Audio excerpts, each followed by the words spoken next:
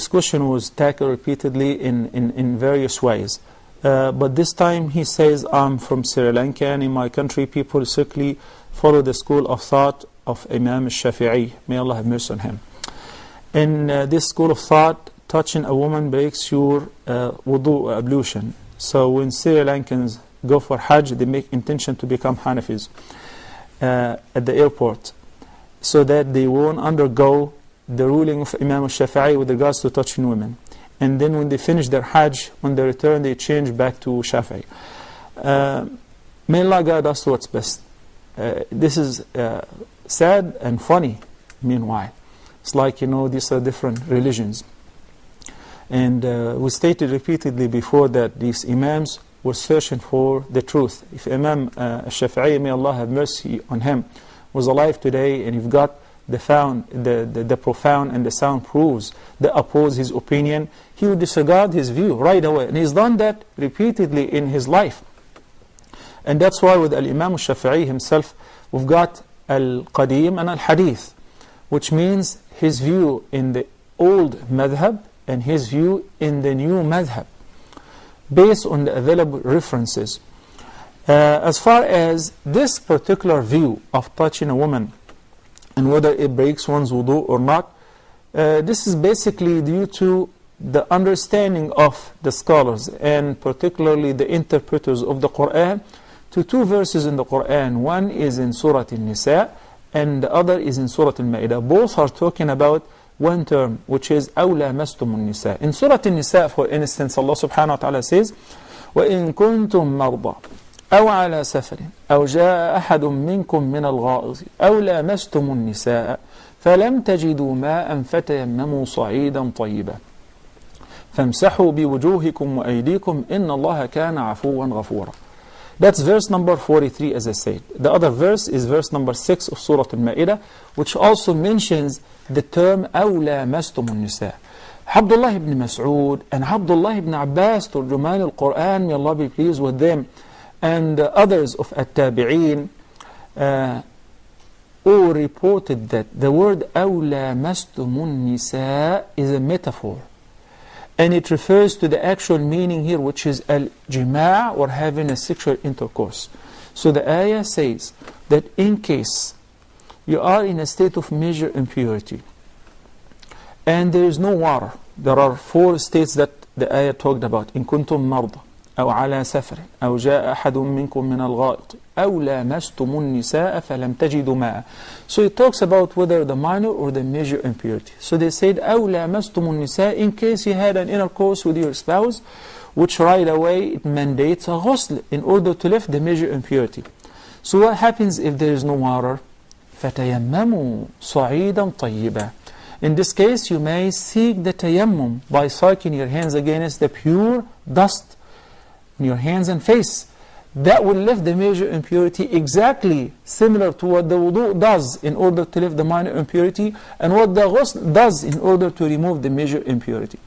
And Imam Shafi'i was one of those who took the term lamastum literally. Al-lams in Arabic is to touch. Al-lams is to touch. So he said, a man touches a woman, even if this woman is his own wife, that would require him to perform wudu. He cannot in this case pray unless if he makes a new wudu. We will learn in a little bit whether this opinion is absolutely true or there is another opinion which is better and more correct. Who would answer us best in this regard? I believe it would be any of the wives or the daughters of Prophet Muhammad sallallahu alaihi wasallam. And we have a hadith in this regard in which Aisha, may Allah be pleased with her, and others narrated that the Prophet sallallahu alaihi wasallam, upon going to the masjid, he would kiss his wife.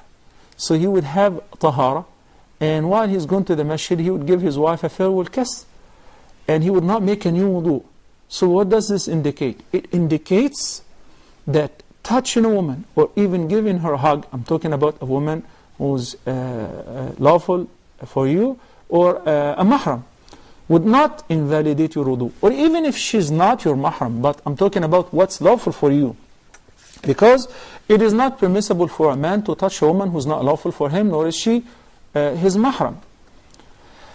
Without a barrier, of course. But now, this hadith and other hadith indicate that the Prophet ﷺ did not really have to make any wudu. So the opinion of the Jumhur and the opinion of Abdullah ibn Abbas and Abdullah ibn Mas'ud and Mujahid and Ikrimah of At-Tabi'in and others is more correct in this regard, that the word أَوْ لَامَسْتُمُ النِّسَاء means or refers to the jima', rafath, or having an intercourse with your spouse. That would require ghusl. In case that there is no water, you can resort to tayammum instead, and that would be sufficient. It does not refer to mere touch or the literal touch, which would require ablution in order to lift the minor impurity. So, even if you are Shafii al-Madhab, you studied the Madhab of Imam Shafi'i, may Allah have mercy on him, you're not required to comply with this opinion because we have the more correct view. What's not accepted at all is when you shop for fatwa based on the easiest. So following the concessions in different madhahib, the scholar said this is an act of rebelliousness. An act of rebelliousness. The Prophet ﷺ in the hadith, in the sound hadith, which is narrated by the mother of the believers, Aisha radiallahu ta'ala anha Allah, said, ما خير رسول الله صلى الله عليه وسلم بين أمرين إلا اختار أيسرهما ما لم يكن إثما. Whenever the Prophet ﷺ had that choice between two matters, he would always choose the easier one as long as it is not prohibited, as long as it is not disliked. So if I have two things, two views, both are sound, but one is easier, I would take the easier one if both are correct.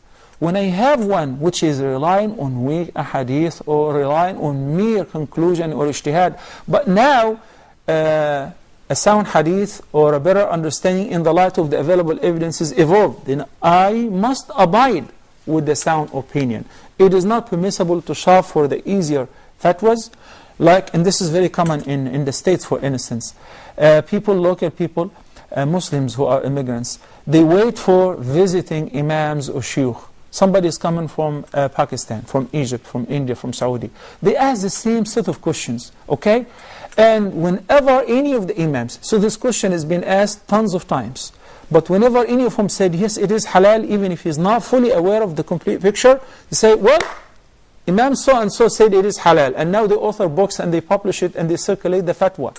Why? Because 1 out of 10 or 20 or 100 said it is halal. Maybe he's not fully aware.